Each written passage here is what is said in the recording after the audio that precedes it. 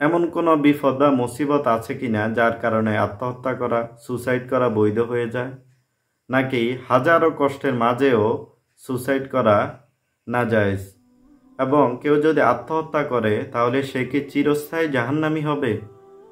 এই প্রশ্নের উত্তরগুলো আজকে আমরা ইসলামী দৃষ্টিকোণ থেকে জেনে নিব।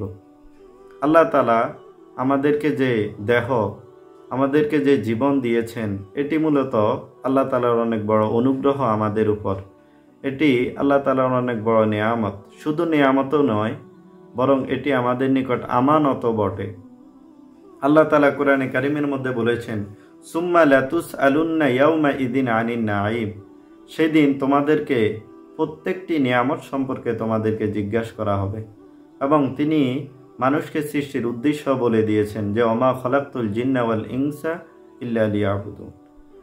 আমি মানুষ এবং জিন জাতিকে সৃষ্টি করেছি একমাত্র আমার ইবাদতের জন্য। তাহলে আল্লাহ তাআলা যে আমাদেরকে জীবন দিয়েছেন, এটি তার আনুগত্যে কাটানোর জন্য, তার ইবাদত করার জন্য দিয়েছেন। এবং আল্লাহ তাআলা বলে দিয়েছেন যে এই পৃথিবীতে তোমরা যখন থাকবে, তোমাদেরকে কষ্ট মুসিবত স্পর্শ করবে, বিভিন্ন ধরনের বিপদ আপদ হতাশা তোমাদের জীবনে আসবে। এবং আল্লাহ নিজে বলেছেন যে ওয়ালানাবলুওয়ান্নাকুম বিশাইইম মিনাল খাউফি ওয়াল জুই ওয়া নাকসিম মিনাল আমওয়ালি ওয়াল আনফুসি ওয়াস সামারাত। আমি তোমাদেরকে বিভিন্নভাবে পরীক্ষা করব, কখনো ক্ষুধার কষ্ট দ্বারা, মিনাল জুই ওয়া নাকসিম মিনাল আমওয়াল, কখনো ফসলের ক্ষয়ক্ষতির মাধ্যমে। আল্লাহ তাআলা বিভিন্নভাবে বান্দাকে পরীক্ষা করার কথা বলেছেন। কিন্তু এত কষ্টের মাঝেও কেউ আবার আশার আলো দেখিয়েছেন। কেউ যদি ধৈর্য ধারণ করে তাহলে সে এর প্রতিদান পাবে। এবং বলেছেন যে ইন্না মাআল উসরি ইউসরা, যে কষ্টের সাথে আবার স্বস্তিও রয়েছে, কষ্টের সাথে শান্তিও রয়েছে। তাই দুনিয়ার জীবনে আমাদেরকে বিভিন্ন বিপদ আপদ স্পর্শ করবে, তাই বলে এটা নয় যে আমি আমার জীবনকে শেষ করে দিব, আমার জীবনকে নিঃশেষ করে দিব।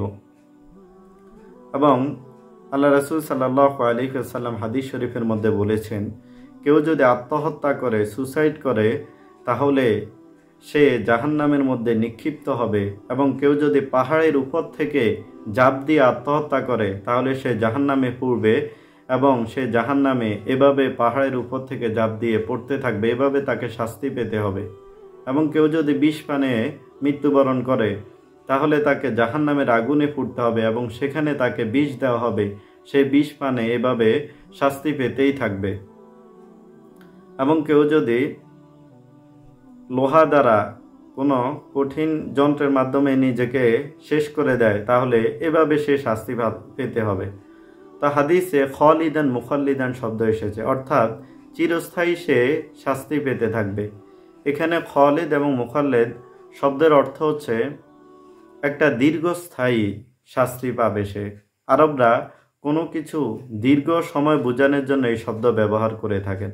এখন আমরা জানব যে আত্মহত্যাকারী কি চিরস্থায়ী জাহান্নামী, নাকি কোনো এক সময় সে জাহান্নাম থেকে মুক্তি পাবে। তা হাদিসের শব্দ দ্বারা বোঝা যায় যে সে চিরস্থায়ী জাহান্নামী, কিন্তু আরবরা খালিদ এবং মুখাল্লিদ শব্দটি ব্যবহার করে থাকে দীর্ঘস্থায়ী কোনো কিছু বোঝানোর জন্য। তা আত্মহত্যাকারীও ঠিক তেমনি, সে যদি ঈমানের সাথে মৃত্যুবরণ করে, যখন সে আত্মহত্যা করেছে তার ভিতরে যদি ঈমান থাকে, আল্লাহ রাসূল সাল্লাল্লাহু আলাইহি সাল্লাম হাদিস শরীফের মধ্যে বলেছেন যে কারো অন্তরে যদি সরিষার দানা পরিমাণও ঈমান থাকে তাহলে সে জাহান্নাম থেকে কোনো এক সময় মুক্তি পাবে।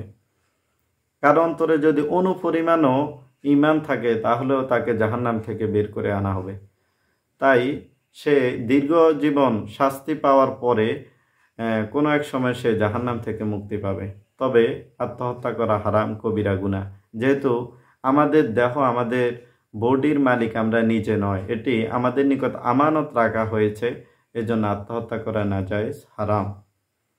আল্লাহ তাআলা আমাদের সবাইকে কষ্ট মুসিবতে ধৈর্য ধারণ করার তৌফিক দান করুক। আপনি যদি এই চ্যানেলে নতুন হয়ে থাকেন তাহলে চ্যানেলটিকে সাবস্ক্রাইব করে ভিডিওতে একটি লাইক দিয়ে সাথেই থাকুন।